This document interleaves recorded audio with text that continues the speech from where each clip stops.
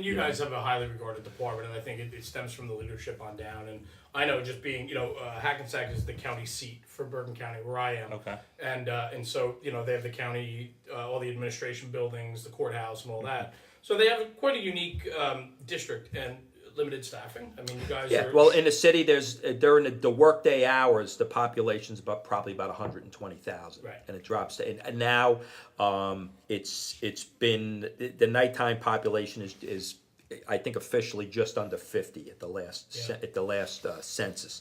But on the city's end, other than the fire service, there's a tremendous amount of redevelopment in the city, and that's all in Bergen County for the most part because of our proximity to New York City and the property values, and the fact that the commuter train goes through Hackensack, and that's a big selling point. And from the city's end, that's changed our fire perspective because many old buildings have come down because of that. But on the same note, those are the buildings that are paying taxes that afford them to fund the fire department.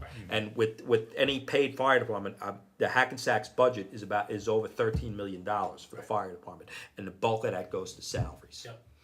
So that's how they can afford to do that, where other poorer cities can't. That's the bottom line. So but it changes. The workload has changed because the area is not as poor and destitute, as it, or the city wasn't, is in much better shape physically and financially, from what I understand on the financial end. But especially physically, the physical makeup of the city is in much better shape than it was 20 years ago. And like what I was alluding to is, you guys have a good reputation, and you're an aggressive fire department. You have one of the UASI rescues, so they're part of the Urban Search Initiative, and so on. So I know that, and they have a countywide air truck if need be, and so on. So Hackensack's done a really nice job on the county level. That I've recognized that they will send their expertise and their highly trained techs and rescue company and the mass service and so on. So, and we all appreciate that. And it does. And that's a big part of it. That started in about the year 2004, 2005, after 9/11. The UAC Urban Area Security Initiative is what it stands for, and that's a very good program. There's a tremendous amount of training with that. That was never my forte.